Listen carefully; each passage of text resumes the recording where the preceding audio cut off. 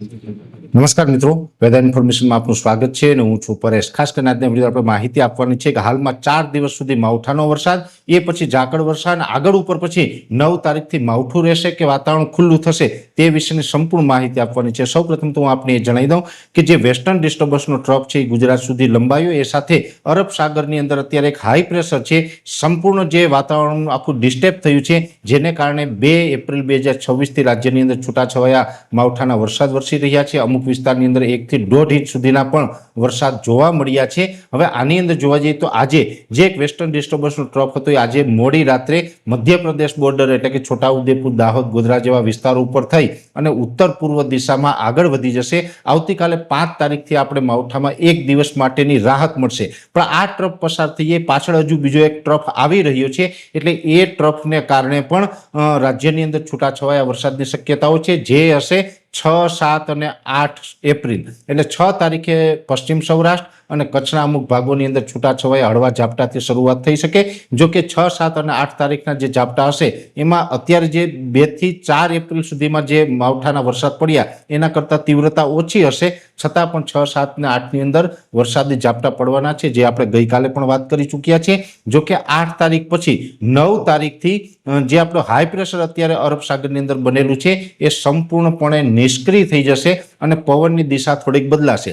પવનની દિશા 9 તારીખથી બદલાશે એટલે અત્યારે મોસ્ટ ઓફ જે પશ્ચિમના પવન ચાલી રહ્યા છે એની જગ્યાએ ગુજરાતના 60 થી 65% વિસ્તારની અંદર ઉત્તર પશ્ચિમના એટલે કે વાયવ્ય દિશાના જે આપણે આરબના પવનો કહીએ તે આવી શકે છે, ને એને કારણે રાજ્યના છૂટાછવાયા અમુક વિસ્તારની અંદર વહેલી સવારે સામાન્ય, એકદમ સામાન્ય છૂટાછવાયા વિસ્તારની અંદર ઝાકળ પણ 2 દિવસ સુધી એટલે કે 9 અને 10 તારીખ 2 દિવસ સુધી ઝાકળ જોવા મળી શકે છે। એ સાથે 9 તારીખથી આપણું જે વાતાવરણ ખુલ્લું થવાનું છે, જેને કારણે તાપમાન પણ ઉચકાવાનું છે।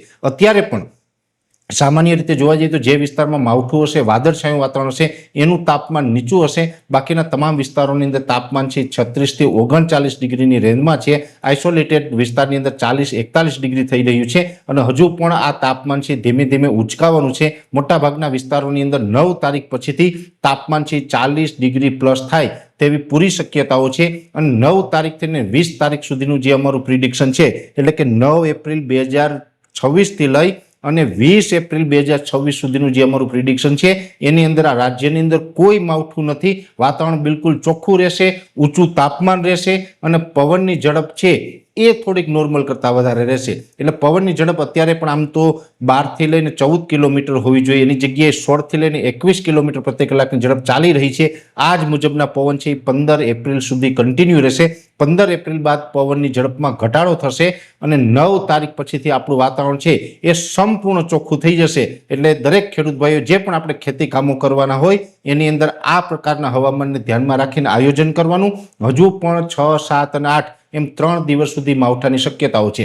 જો કે હું આપને ચોખવટે એ પણ કરી દઉં કે જે 6, 7 અને 8 તારીખે જે માવઠું થવાનું છે એ એકદમ સીમિત વિસ્તારમાં હશે। 6 તારીખે પશ્ચિમ સૌરાષ્ટ્રના છૂટાછવાયા વિસ્તારના કચ્છમાં છૂટાછવાયા વિસ્તારમાં થશે। 7 તારીખે કચ્છ, સૌરાષ્ટ્ર, મધ્ય ગુજરાત, ઉત્તર ગુજરાત અને દક્ષિણ ગુજરાતના છૂટાછવાયા વિસ્તાર એટલે 7 તારીખે ગુજરાતના વધારેમાં વધારે વિસ્તારોની અંદર માવઠાના ઝાપટા પડે તેવી શક્યતાઓ છે। 8 તારીખે ફરીથી તીવ્રતા ઘટી જશે, સીમિત વિસ્તારમાં થશે અને 9 તારીખથી વાતાવરણ છે સંપૂર્ણ ચોખ્ખું થશે। 9 તારીખથી પછી આપણે કોઈ જ પ્રકારે માવઠાનો ખતરો નથી, જેની દરેક મિત્રોએ નોંધ લઈ અને એ પ્રકારે ખેતી કામોને આપણે આગળ વધારવા જેની દરેક મિત્રોએ નોંધ લેવી। અત્યારે આ વિડીયોની અંદર એટલું જ। અંતમાં દરેક મિત્રોને વિનંતી રહેશે કે આ વિડીયોને લાઈક આપીને દરેક ગ્રુપમાં શેર કરી દેવો। જો તમે અમને યુટ્યુબ ઉપર જોઈ રહ્યા હોય તો ચેનલને સબસ્ક્રાઈબ કરજો અને ફેસબુક ઉપર જોઈ રહ્યા હોય તો પેજને ફોલો કરજો। નમસ્કાર।